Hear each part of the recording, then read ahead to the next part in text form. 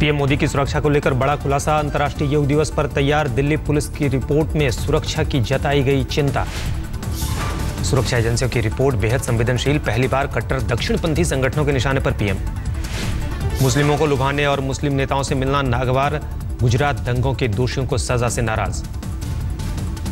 केंद्रीय खुफिया एजेंसी से मिली थी दिल्ली पुलिस को रिपोर्ट, पुलिस ने तैयार किया सुरक्षा का स्पेशल प्लान। नरेंद्र मोदी अब तक 40 से ज्यादा संगठनों के निशाने पर, नक्सलियों के साथ उत्तर पूर्व के उग्रवादी संगठन भी शामिल। आज तक के पास हमले के अलर्ट की कॉपी, दिल्ली पुलिस ने योग दिवस पर किए थे सुरक्षा के पुख्ता इंतजाम। संघ विचारक राकेश सिन्हा ने हमले की आशंका को लेकर दिया बयान, दक्षिणपंथी संगठन को लेकर है मिथक। बीजेपी नेता किरण बेदी का बयान, पीएम मोदी की सुरक्षा के साथ नहीं हो सकता कोई समझौता। कितना जबरदस्त अलर्ट होने की जरूरत है, क्योंकि खतरा है इस देश की यूनिटी पर। एयर इंडिया में पैसेंजर को उतारकर सीट हथियाने के विवाद में गृह राज्य मंत्री को क्लीन चिट, नागरिक उड्डयन मंत्रालय की जांच पूरी। नागरिक उड्डयन मंत्रालय ने मीडिया पर लगाया आरोप, वीडियो को गलत तरीके से किया गया पेश। गृह मंत्रालय के अधिकारी के मुताबिक लोग किरण रिजिजू से कर रहे थे बात, फ्लाइट समय से पहले उड़ाने को लेकर थी शिकायत।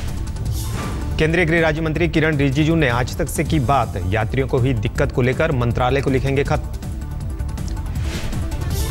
जो ऑफलोड हुआ ही नहीं है कि एरोप्लेन को जो 11 बजे के बाद चलना था उसको 10-20 कर दिया और प्रीपोन करके उसके बाद लोगों को जो पैसेंजर आया उसको आप बोर्ड करने नहीं दिया, तो उसके जगह में कौन बैठे थे वो भी पता लगाए। मैं सिविल एविएशन मिनिस्ट्री को मैं रिक्वेस्ट करने वाला हूं। दिल्ली में सेंट स्टीफेंस कॉलेज के सामने एबीवीपी का जोरदार प्रदर्शन, पीएचडी छात्रा के उत्पीड़न का उठाया मुद्दा। एबीवीपी कार्यकर्ताओं ने सेंट स्टीफन कॉलेज के प्रिंसिपल वॉल्सन थम्पू से मांगा इस्तीफा, पीड़िता ने थम्पू के खिलाफ किया अहम खुलासा। पीएचडी की छात्रा ने यौन शोषण मामले में किया बड़ा खुलासा, सेंट स्टीफेंस कॉलेज के प्रिंसिपल पर लगाया झूठ बोलने का आरोप, दिल्ली पुलिस को सौंपी ऑडियो रिकॉर्डिंग। ऑडियो रिकॉर्डिंग बिल्कुल ओरिजिनल है और मैं क्यों पुलिस को डॉक्टर चीज दूंगी।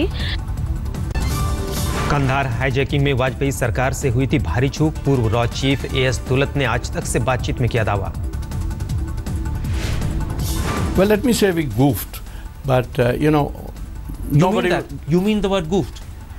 You mean goofed? I mean goofed, yes. ने क्या दावा, कहा तत्कालीन प्रधानमंत्री वाजपेयी महबूबा मुफ्ती के खिलाफ थे।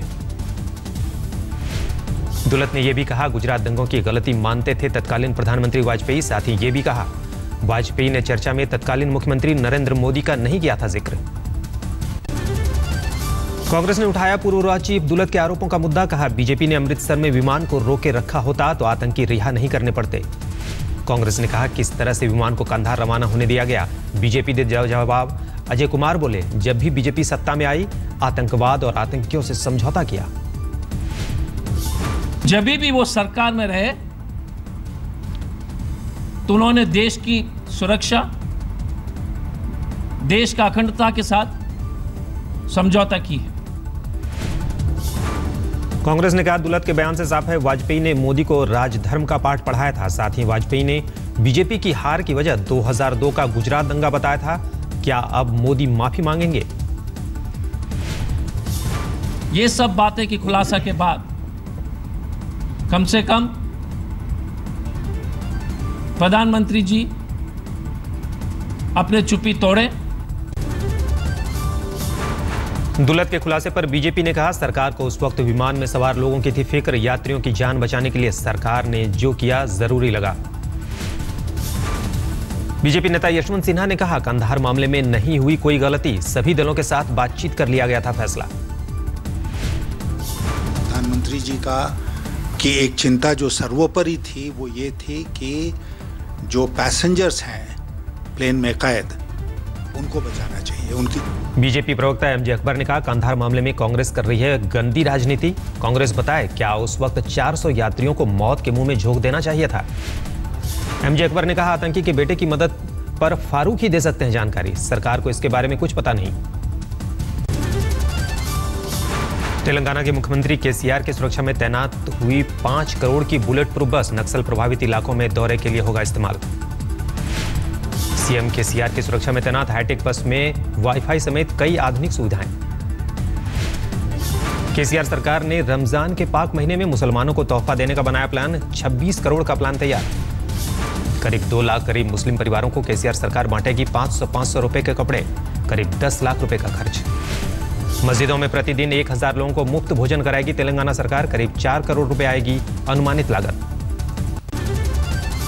इमामों और अजान करने वाले मौलानाओं पर 12 करोड़ रुपए खर्च करेगी केसीआर सरकार। 8 जुलाई को निजाम कॉलेज हैदराबाद में होगी इफ्तार दावत। केसीआर की हाईटेक बस को विपक्ष ने बनाया मुद्दा। कहा, अब तक अपनी सुरक्षा पर सीएम खर्च कर चुके हैं 33 करोड़ रुपए। गरीबों का उड़ा रहे मजाक।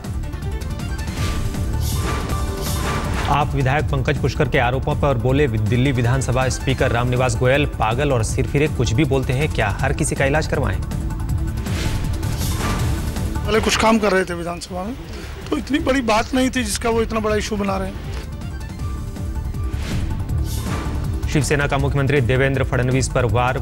पूछा, वीजा भूलने पर प्राइवेट सेक्रेटरी पर क्या कार्रवाई हुई?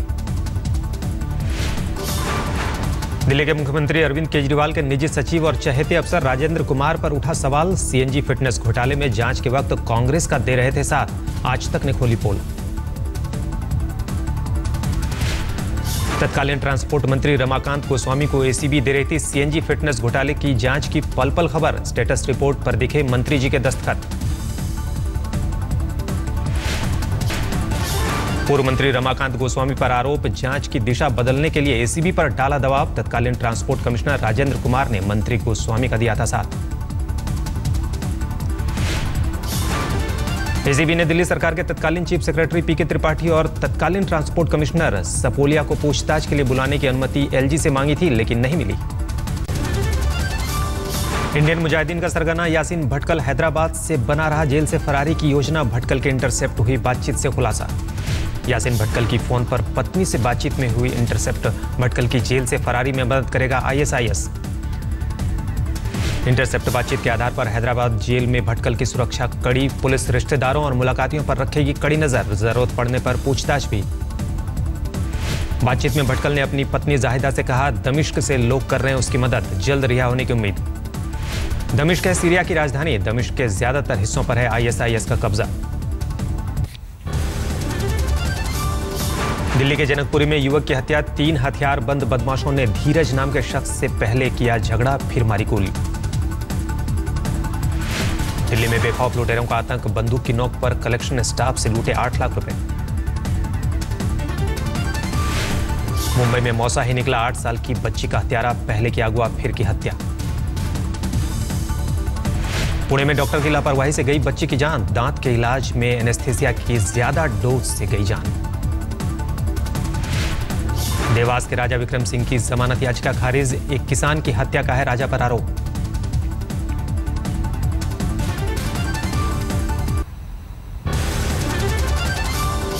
आरजेडी के पूर्व विधायक एजाजुल हक पर पटना में जानलेवा हमला। घर में घुसकर बदमाशों ने मारा चाकू। घायल नेता अस्पताल में भर्ती, हालत स्थिर।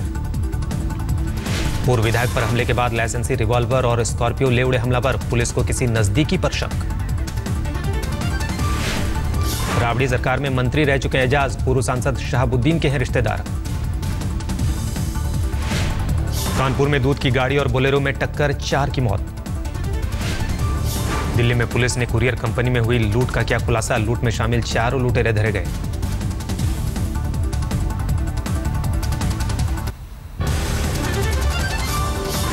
तमिलनाडु के कोयम्बटूर कोर्ट में 5 माओवादियों की पेशी। अदालत ने 15 दिनों के लिए पुलिस हिरासत में भेजा।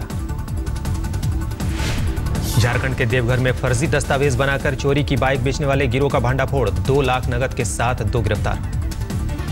यूपी के फर्रुखाबाद में एक निजी कंपनी के मैनेजर का अपहरण। इटावा के उत्तराखंड से रुद्रपुर जा रहे थे दुर्गेश तिवारी। थाने स्टेशन परिसर में 21 साल की युवती के साथ छेड़छाड़। आरोपी ने खुद को पुलिस कांस्टेबल बताकर की बदसलूकी। राजस्थान के धौलपुर में बड़ा हादसा। स्कूल बस पर गिरी बिजली की तार। बस में सवार थे 18 से ज्यादा स्कूली बच्चे। हादसे में टीचर समेत 18 छात्र जख्मी।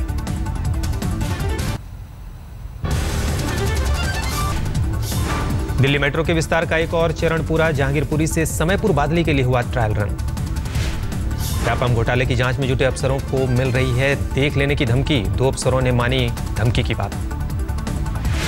गुड़गांव में सामने आया बिजली विभाग की लापरवाही का मामला। एक शख्स को दिया 75 करोड़ का बिजली बिल। दिल्ली में शुरू हुआ आम फेस्टिवल। मेले में 2500 से ज्यादा लोगों का उठा पाएंगे लोग। विंबलडन में फर्स्ट सीड सर्बिया के नोवाक जोकोविच पहुंचे चौथे दौर में। जोकोविच ने तीसरे दौर में ऑस्ट्रेलिया के टॉमिक को सीधे सेटों में 6-3, 6-3 से दी मात। महिला सिंगल्स में चौथी वरीयता प्राप्त मारिया शारापोवा भी अगले दौर में पहुंची। तीसरे राउंड के मुकाबले में शारापोवा ने 29वीं सीड बेगू को 6-4, 6-4 से दी शिकस्त। अमेरिका की सेरेना विलियम्स भी एक कड़े मुकाबले के बाद अगले दौर में 2 घंटे 14 मिनट चले लंबे मुकाबले में सेरेना ने जर्मनी की हीदर वॉटसन को 6-2, 4-6, 7-6 से दी मात। 16वीं वरीयता प्राप्त वीनस विलियम्स ने भी बड़ी आसानी से जीता अपना मुकाबला। सर्बिया की क्रूनिक को 6-3, 6-2 से हराकर पहुंची चौथे दौर में। भारत के Rohan Bopanna Wimbledon men's doubles के तीसरे दौर में पहुंचे। बोपन्ना और मेर्गी की जोड़ी ने ब्राजील के बेलुची और अर्जेंटीना के डुरन की जोड़ी को सीधे सेटों में दी मात।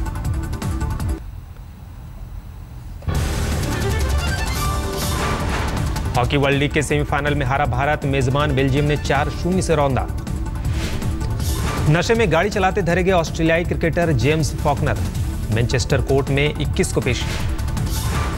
काउंटी क्रिकेट खेलने के लिए इंग्लैंड में फॉकनर पुलिस के मुताबिक तय सीमा से दोगुनी शराब के नशे में थे कंगारू क्रिकेटर। यासिर शाह की 4 विकेट के दम पर श्रीलंका को बड़े स्कोर से रोका पाक ने। पहली पारी में श्रीलंका के 8 विकेट पर 272 रन। चीन में चल रहे वर्ल्ड स्कूल चैंपियनशिप में पुरुलिया की सोमा कर्माकर ने जीता गोल्ड। 5.42 मीटर लंबी छलांग मारकर माता पिता का नाम किया रोशन।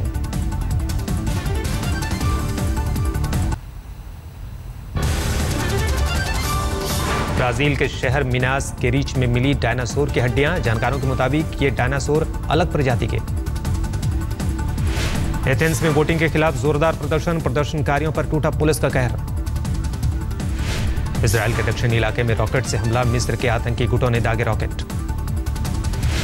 2016 रियो डी जेनेरियो ओलंपिक मशाल की तस्वीर आई सामने। 300 शहरों से 12,000 लोगों के हाथों से होकर गुजरेगी ओलंपिक मशाल। 27 इंच लंबी मशाल का वजन करीब 1.5 किलो। अगले 2 महीने में मशाल लेकर दौड़ने वालों की होगी लिस्ट तैयार।